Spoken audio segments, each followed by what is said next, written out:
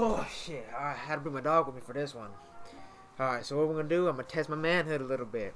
I'm gonna watch a 2-hour-long video of straight scary stories. I'm gonna see how long I last until I decide to cut it off. It is currently, what time is it right now? Oh shit! It's 12:16 at night. Not an afternoon, night. Okay, that shit wasn't showing AM or PM, but it's nighttime, trust. And I got my little protector with me. All right, she gonna make sure there's nothing popping out in the background and shit. Oh shit! Don't look at that. Anyways, all right, let's get into this. All right, I'm gonna turn the lights off. Chiquita, is that all right with you? Yeah, that's all right with you. All right. Oh fuck. Chiquita, we're gonna turn the lights off. Chiquita, I'm turning the lights off. The lights are off, Chiquita. Oh shit. Oh shit. Oh shit. Oh my goodness. Alright. Okay. The lights off. Alright, we got the lights off. I got my dog with me. Chiquita, stop making noises. Alright. Okay, let's begin. This happened when I was growing up. I'm already scared. 2004 or 2005, when I was about 13 years old. It took place in a rural area a good ways outside of the town of Ulvade, Texas. The town itself was really small back then and not much to look at. It's just one of those towns that really isn't on the way to anywhere important. But my father knew someone who owned a deer lease that was about 1,000 acres, I think. It was down outside of that area and was complaining about a ton of hogs that were tearing up their land. Hogs. Being open season on hogs in the south, my dad thought that he would surprise me that summer and take me down for a week to go hunting for them. And not only did that help him with networking for his job, but it also gave us some quality father-son time, you know? Anyway, I remember the drive down there from Dallas was, well, pretty much torture. It was about 7 hours in my dad's hardtop Jeep Wrangler. That car was so uncomfy and I just hated I'm it. hearing shit. But all I had to do was either something. stare out the window or try and beat Super Mario Land 2 on my Game Boy Pocket, something that I was actually never able to accomplish in my youth. The drive obviously took most of the day, so we got there in the early evening. The owner of my land had told my dad that the cabin and the property might be a little rough and dusty. Oh shit. I didn't really care. At this point in my life, I had been in scouts for a couple of years and spent a lot of my free time in the woods or fishing with friends anyway. So needless to say, I was pretty comfortable roughing it. After unlocking the gate and driving to the cabin on the land, this is low-key a peaceful ass atmosphere. I like the rain. The cabin was pretty rough too. Dust and dirt everywhere, flies. Oh, shit. I remember it looked like some raccoons had gotten in and they'd maybe done something to the floor.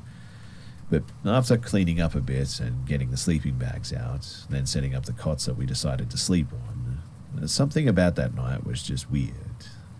I never was able to get comfortable enough to fall asleep for any restful amount.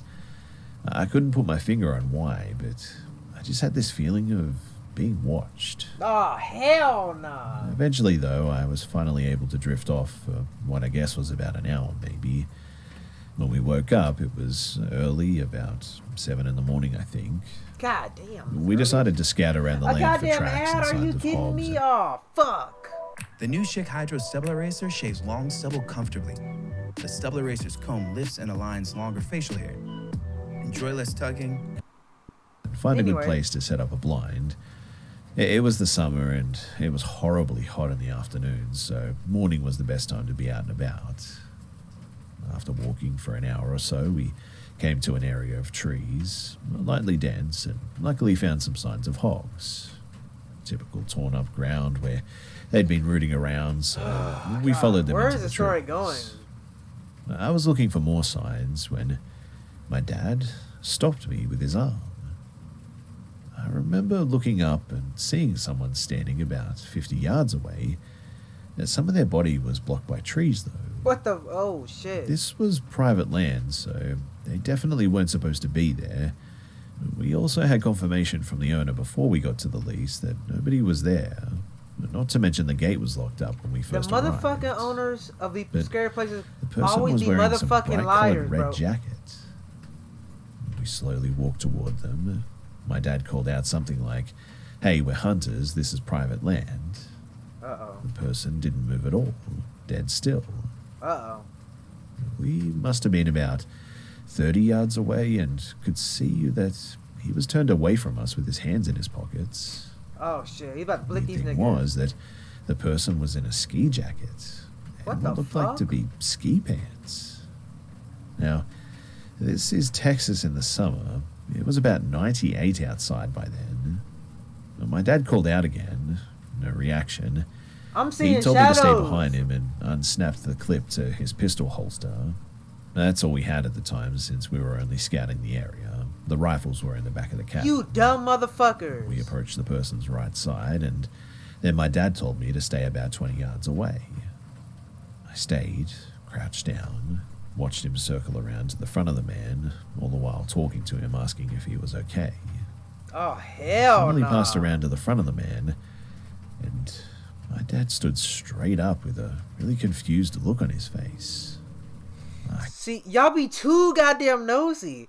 If you see someone suspicious, why you gonna walk up to him and be like, "Oh, are you okay, sir?" See, look, you gotta just go the other way. Like, damn, y'all are some idiots sometimes. I swear. I'm not pointing out no certain race, no anything like that. But you catch my drift. There's just some dumb people. You know, anyone could be dumb, any race. I don't care. I don't care. I called out and said, "What's wrong?" And he called back saying, "It's a mannequin." A mannequin? I walked over to it while my dad stood there staring, and as I got closer, It's a setup for one something thing else. stood out the It's a setup most. for something else. The clothes that it was wearing were brand new. No dust, sap, bird droppings, or signs of being outside for more than maybe a day at most. But at that moment, I looked at my dad and could see him getting worried. Almost immediately, too, after that, I felt that feeling again, like we were being watched, and I knew my dad felt it too. Niggas being watched by mannequins? I was pretty close to tears at this point. I remember feeling suddenly just really scared. Fuck is you crying My dad for? whispered, Go home. "We're leaving right now." He grabbed my hand and drew his pistol. He scanned the area the whole way back while I was trying to hold back panicked tears. What the We got fuck? back as fast as we could. I was terrified, so it felt like an eternity, but it was probably only about 45 minutes max. But after returning, we packed up and we just left. We drove What back the home that day, fuck? and we didn't talk much on the way back. I remember right after we left, my dad called his buddy, the owner of the land, and he was just as confused as we were. He said that he would go and check it out next week when he was in the area. He also said that... So they were being stalked by mannequins and shit? That's all I'm getting right now. This story's been going on for about 6 minutes, and all I've gotten is mannequins have been watching these people. I don't get it. How is it scary? Well, I guess it's scary the fact that there are mannequins out there, but let me just shut up. He had never had any issues with people because his property was high fenced. My dad normally isn't a paranoid person, mind you, but me being young and the least possibly having someone there that we didn't know about, he decides to be cautious and we just get out of there. After we got back home, we talked a little bit, and my dad wasn't able to sleep the night before as well. What He the had the same fuck? feeling, but didn't want to wake me up because he thought that I was sleeping too. Turns out, that next week, he got a call from his buddy, and he checked the whole property and never found a trace of anyone. No mannequin or anything. What the fuck? This story, it still makes my hair stand on end, though. I have no idea what that was, but the paranoid man in me thinks that maybe it was some kind of a trap or something. It's definitely not the weirdest thing that I've ever encountered in the woods, but it's a top 3 for sure. Oh, And it's hell something no. that I guess will just remain a mystery. No, sir. This is why. This is exactly why I don't do woods. I don't do no hunting. Cause you don't know what's out there in them shits. It's just empty land. Like, you're a game for anybody. Like, you're legit game for anybody out there. Like, anyone could do anything to you. And, like, that's why you don't go by yourself. You go with the group. And you make sure you have weapons on you. Don't be dumb and, like, do some stupid shit. Like, alright, let's go to the next story. I decided to drive from Philadelphia to Miami Beach. Unfortunately, though, the car's block cracked in North Carolina. This was around 1975, although I could be off by 14 months or so, I guess. But I thought that it would be a bit of an adventure to sort of hitchhike the rest of the way. I remember waiting all night on a godforsaken stretch of highway in North Carolina. We got a 10-mile ride from some guy with a Prince Valiant haircut, who upon dropping us said, "I'll probably see you guys in the morning on my way to work." 9 hours later, sure enough, he picked us up in a station wagon filled with vending machine sandwiches. We finally got to the area around the border with South Carolina, and that's when a guy, the spitting image of Bundy in retrospect, stopped and asked us where we were going. When I said Miami, he said, "What street?" We were overjoyed that this young guy, you're gonna be like, "None of your business, my guy. None of your business." Straight to my mother's house in Bay Harbor. Now, I can't prove that this person was actually Ted Bundy, but what happened was creepy, and I've researched a little and found this happened at the time after Bundy's prison break in Colorado, and at the same time that he was supposed to have moved into Florida. Oh. Anyway, after we got in the car, he offered us a joint. He didn't want to have any, but told us to toke up. Hey, whatever was in that joint was powerful enough to almost paralyze both of us. Oh shit! These niggas hit some gas. Bro said he hit that Rosa Parks, had him just sitting there the whole time. Bro said he hit that Rosa Parks pack. Nigga, it was just sitting there the whole time like this. Alright, let's go. He then began to start playing with the buttons on the radio, switching the stations compulsively almost every few seconds. And I began to feel paranoid because I could sense some weirdness exuding from this guy. Now, I was in the front seat and my friend was in the back. We went to a rest stop and he just disappeared into the bathroom for about an hour. Nigga was beating off. When he finally got back into the car, he said that he had to detour to his bank and he started to take us through miles of small roads in Georgia. I remember seeing houses on stilts in marshland, but he finally stopped in the most remote location where there was a single building that looked like an abandoned tavern, maybe. We were still stoned, and he got out of the car and went behind this building. I remember seeing palm trees, I think, and was so shocked that palm trees were so far north in Georgia. What the fuck? Anyway, he got back into the car and had these sunglasses on, and I noticed that he seemed short as he walked back to the car. He said that he had to now speak with his lawyer and began to talk about real estate law and the changes in the law that would allow development in this area. And we drove for hours and hours until we got to Jacksonville. He pulled a car over in a strip mall-like area and told us that there was a change of plans. That what happened to them hitchhiking? We were exhausted and hungover from the angel dust or whatever was in that joint. That Rosa Parks pack. But we saw a bus station and took a bus the rest of the way to Miami. As I think back on this, though, I am almost certain that this man was Ted Bundy. I still see his face, and man, he looked a lot like him. And the time frame and the location were right, too. That's it? We were two men, so I don't think that we were in danger. Yeah, Ted Bundy only killing men at some stage. went for women, really. I think that maybe he was just enjoying messing with us. I don't know, but that's what happened, and I'm pretty sure that I met Ted Bundy. That's the story? Alright, alright. Alright, we're in the third video. Bro, to be honest, these videos haven't even been really scary yet. They've more been like kind of like creepy like type shit. They're not even really scary. Like these are like stories I can listen to like at any time. Like really, like this is not even really scaring me yet. Like, I'm gonna speak too soon. This next one's gonna be like it's gonna be a wrap. But these really ain't that scary. I was camping in the middle of nowhere in Washington near Mount Rainier. See, this is what I meant. Don't ever go camping or anything by yourself, because you don't know who's out there. You're game for anybody that has like ill thoughts about hurting someone. Like, don't ever go camping by yourself, ever. Like, not an official campground, just way out in the forest where I wouldn't have expected another human for miles. Idiot! One night, I wake up and hear something, open my tent, and there is a guy sitting by where my fire had been, right outside of my tent. Oh, fuck Nothing that. particularly noteworthy about the guy, just a fairly regular-looking dude just sitting there a couple of feet from my tent.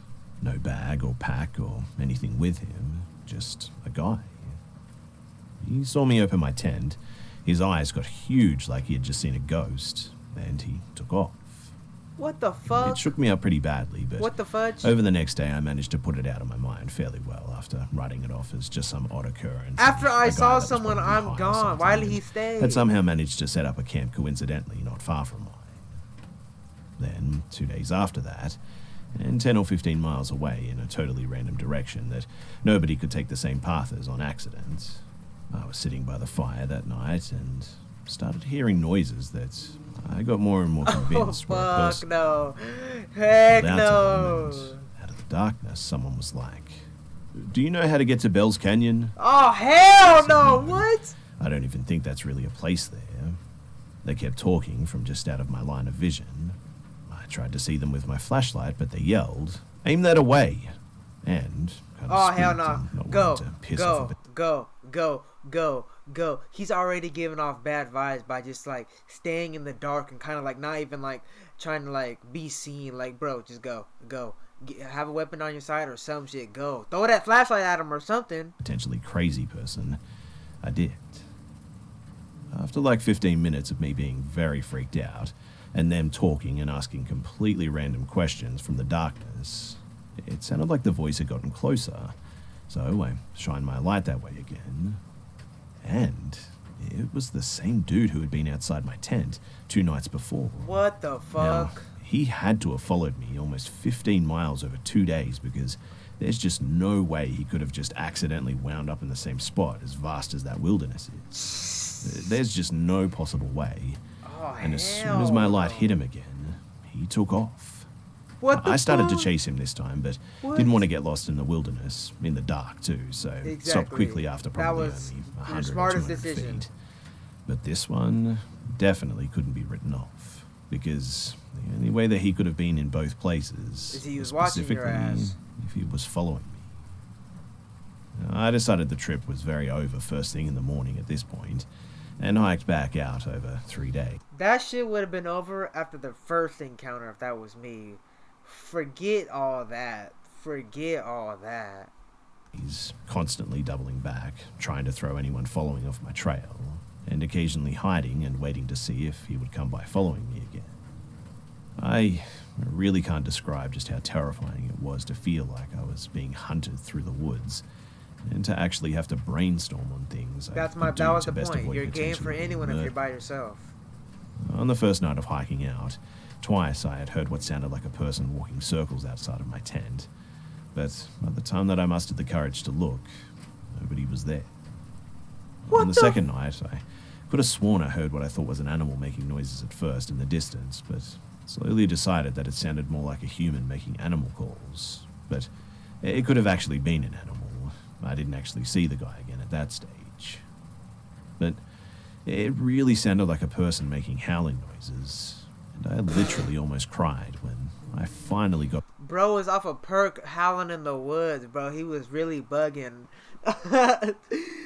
Oh, space ass. Oh, no. back to my car. The relief was so strong. To this day, it's probably the most terrifying experience that I've ever had. I have no idea who the guy was or what his intentions were, and no way of getting an explanation, but I really can't articulate just what a terrifying few days it was. Okay, that one was a little bit more creepier than the other ones. That one was actually kind of creepy. Like, that one kind of gave me chills a little bit. But the thing is, some of these people do it to themselves. Like, just go. Like, if you have a bad vibe off of anything, Trust your instincts and get the f out of here. See, the video wouldn't be 2 hours long if people just used their mind, you know? Alright, next story. I love the rain. I'm about to just... This story is from my past and happened about 32 years ago in East Texas. God damn. My mum and dad divorced when I was 16 years old, and my brothers and I lived with my mum. My dad visited us once in a while, but not really on a consistent basis. Nice, He was a gambler, one of the reasons my parents split up in the first place, and tended not to come around when he was broke. But on the rare occasion that he won big, he would visit and spend money on us and then disappear again. That's nice, sorta. My dad said that he had a job as a shuttle driver for a local hotel. He told my brothers and me that the shuttle driving was just a cover, that he actually worked for organised crime, which he claimed owned the hotel or something. He said that his real job was to drive out to various places in the area to pick up fugitives running from warrants or otherwise wanted by law enforcement, bring them to the hotel to hide, and then later they would move on by means my dad said that he didn't know about. Now, my dad was always a blowhard and always... What kind of shady ass shit is this? Oh, hell no. Cut the dad off. What kind of shady ass business is that? You don't know who he's helping out. Oh, nah. That's already a risk. Oh, he's putting everyone at risk with that shit. Oh, he's dumb. Always exaggerating or out and out lying, so my brothers and I just sort of blew it off and didn't think much of the claim. Chiquita, stop Until snoring. something strange happened. My dad, he disappeared. Oh my god, I had It a was feeling. 1988 and I was 22 years old and a college student still living at home. I worked as a full-time disc jockey on the overnight shift, 10 p.m. to 7 a.m. at a local radio station. My middle brother was 19 years old, lived in an apartment with a friend and worked at a nearby Dairy Queen. My youngest brother was 9 and lived at home. Oh, wow. And one day, my brother called my mum and me and asked us if we knew where my dad was. And he says that some men apparently came to the Dairy Queen while he was at work and asked him if he'd seen my dad recently.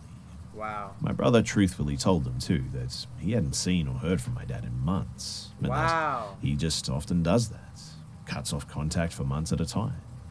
My brother said that these men didn't say who they were, but seemed satisfied and then left. My brother wondered if these men or anyone had called to talk to us and ask us where my dad was. But we also had not heard from my dad in months. Damn, that's The sad. following day, my brother says the men returned to his work, and this time they flashed badges and claimed to be FBI agents. Wow. He says that they were very aggressive and demanded that my brother tell them where my dad was. My brother kept insisting, truthfully, that he didn't know where my dad was, that the last that he heard, he worked at a local hotel as a shuttle driver. Damn. The experience definitely upset him, and he called my mum and me again. Upset, my mum called the hotel where my dad worked. The man that she spoke to said that my dad had disappeared weeks ago, and he had no idea where he went. Damn. The following day, my brother was at work when his roommate called and said that someone had apparently been in their apartment. The roommate claimed that when he got home from work, Fuck. he found the sliding glass door open and the place was completely ransacked, but nothing appeared to be missing. Damn. My brother, very upset obviously, went to his apartment and found that, in fact, his address book was missing from the breakfast nook, Oh, and fuck. also a teddy bear that he recently bought for his son, and a photo of his son too were missing from his bedroom. Uh-oh. Now, my brother and my mum and I were pretty much beside ourselves with anger and fear and paranoia, so we went to the local FBI office to complain that the FBI had done this, and to tell them, once and for all, my brother does not know where my dad is. Well, as you may have guessed, the FBI claimed no knowledge of the event and claimed that they were not looking for my dad. What the hell? They also said that none of their agents had contacted my brother. Furthermore, when my mother told them my dad had claimed that he worked for organised crime, the FBI would neither confirm nor deny that the hotel had ties to organised crime or that there was an investigation going on. Whoa. Mum called the hotel again and told the manager that men were looking for my dad, that they were terrorising my brother, and flat out asked the guy if there was any truth to my dad's claim to be working for organised crime. The man laughed and told her, "Lady, there's no such thing as the mafia, okay?" While we were trying to make sense of all of these weird details, we kept wondering why my brother was being harassed, but not my mother or me. And that was when I was reminded of a really weird event that happened to me about 2 or 3 weeks prior. Because I worked overnight, I was often wide awake in the middle of the night on my days off, with nothing to do. One night, I went to the local cable TV company where my friend worked as a computer system operator, just to hang out with him for a few hours and BS a little bit. And at about 3:30 in the morning, I think, he had a big computer job to do, so it was pretty much time for me to go home, so I left. As soon as I pulled out from his company's anxious. driveway, Damn, my chest hurting. the car was immediately behind me, sort of tailgating me. Oh, I mean, fuck. he was on me so quickly it scared the crap out of me, in fact. The car just seemed to appear out of nowhere. See, when you do work shady jobs like your dad was working, it affects everyone in your family and who you're tied to. That's why if you're part of this business, don't ever contact your family. Just leave them alone, because you get them into trouble too. This is a perfect example of what kind of happens when you get organized to that kind of stuff. You get everyone else in your family kind of in trouble too, when you work with shady people and stuff like that. That's why, bro. Man. Yeah. He also had his high beams on and was blinding me, and I couldn't make out anything about the car behind me. I couldn't see inside to see how many people were in the car, or what they looked like, or pretty much anything. I couldn't even see what kind of car it was, in fact. So I changed lanes to let the tailgater pass, but he changed lanes with me. I moved again, and he moved again. He was tailgating me and blinding me, and now seemed to be following me too. I stopped at the intersection, and I got in the left turning lane with my signal on, and he got behind me again. Since there was no other traffic at all anywhere around, when the light changed, I zoomed across the intersection, streaked across all the lanes of the traffic into the far right lane, and went through the intersection, trying to lose him. And he followed me. Damn. Now, though, it was absolutely clear that he was for sure following me. I cut into the nearby neighborhood and tried to lose him, but he kept following me. I wonder what happened to the dad, though. I finally managed to zoom back out to the intersection, and I crossed over and went to the 7-Eleven at the corner, and jumped out and ran inside and yelled at the clerk that somebody was following me. As I did, I saw the car that was following me cut through the parking lot of the 7-Eleven, and for the first time, I finally got a good look at the car. It was a late model tan-coloured four-door, and there were 2 white guys in it. The clerk just blew me off and said that I was exaggerating, that it was probably just kids messing with me, and to let it go. I left, but I was very spooked by it, and didn't want to go straight home for that reason. Yeah. I was afraid that they might follow me, and I didn't want them to know where I lived, so I just went back to my workplace. I knew that the disc jockey on the air that night would be my friend Paula, so I decided to go and visit her on the air for a little while and hang out and calm down. I told her what happened and hung out for about 2 hours. She also felt like it was probably just some punks being jerks or something, and that honestly calmed me down a bit. When I got whatever home, your dad was whatever your dad was working for, screwed you over too. That car was now at my house. What the As I was coming down the street to my apartments and about to turn right, I saw the damn car pull out of my apartments, and as it passed me, these guys flashed their high beams on and off at me again. It definitely was them too. Oh, I panicked no. and I called Paula at the radio station and told her what happened. She was Call the freaked too. police. Who are you She calling was like, Polar "Oh my for? goodness, Who is why would I Polar? wait for you at your home? Who is this? Call the police quickly." Thank you, Polar. I was freaked out as to how they could possibly know where I lived in the first place, why they would wait for 2 hours for me, and then when they finally saw me, flash their lights at me and just leave. I mean, why would people do that? But now, remembering that event and putting it together with my brother's FBI visit and apartment break-in, it seemed obvious that all of this was tied together. I hadn't thought about it before, but now I remembered. My car was actually my dad's car.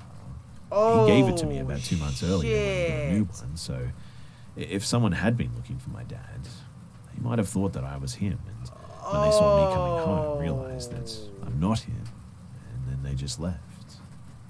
But Wow. who was messing with us, and why? Where was my dad? Why are these strange people harassing us? My mum and my brother and I went to the local police station, and we filed a missing persons report and a complaint too. We spoke to a very nice detective, and about 5 days later, we got a call from that detective, because he had apparently solved the whole strange case. Oh shit. Turns out that my dad disappeared because he apparently owed his employers more than $50,000 in gambling debts. The detective confirmed that my dad did work for some unsavory characters, as he put it, but said that they weren't organized crime per se. He had no idea if my dad was shuttling fugitives or not, but he said that my dad was hiding out in Nevada somewhere and that he had spoken to him and he was alive and well, but in hiding. Oh wow. Okay. We asked, though, then, who the heck were those men and why were they bothering my brother like that? The detective explained that it's not that uncommon for unsavory bounty hunters and debt collectors to impersonate law enforcement and call and even harass people at times. Damn. My brother asked, how did they get into his apartment? The detective said that a sliding glass door is actually pretty easy to open, and they probably stole the address book hoping that it had my dad's contact information in it. Exact. Oh wow. They stole the teddy bear and the pictures to use to scare my brother, which obviously worked. I asked the detective why the men only harassed my brother and not my mum and me. The detective then said, because my dad had apparently used my brother as a reference on his job application at the hotel. Dumbass. And gave my brother's address and phone number. See, The FBI... if anyone like that, if he associated with anything like that, bro, cut them off, bro. Because his brother almost got in trouble for that shit. Like, don't ever fuck with no one who's involved in, like, any shady, like, crime business or, like, mafia type shit, bro. Shit's nothing but trouble. My agents probably figured that he was close to my dad and either maintained contact with him or, if threatened, would at least contact him. Mm-hmm. So, in the end, my dad eventually turned back up in town and acted like nothing had ever happened. He never actually spoke of the incident, and we never brought it back up. I would have never talked to him again. I guess that he got the money that he owed back to them, but to be honest, I don't know for sure. But anyway, that's my story, and I hope you guys enjoy it. Alright. I'm done. I'm done. I'm done. I'm done. I'm done. I'm done. I'm done. I'm done. I'm done. I'm done. I'm done. I'm done. I'm done. I'm done. I'm done. I'm done.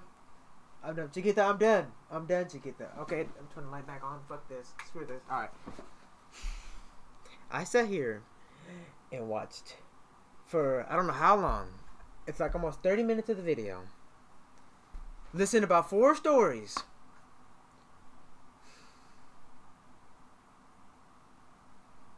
The last 2 creep me out a little bit. It's almost 1. I don't think I'm gonna. Nah, I can't do it no more. I'm actually done. I'm actually done. I'm actually done. I'm actually done. No more. No more. No more. No more. No more. No more. No more. No more. Cause that one sort of creeped me out. Well, it didn't really creep me out, but it was creepy at the same time. It was. I don't know. I can't. No, it's already enough. I'm getting progressively more scary. I feel like it's about to be like almost 1.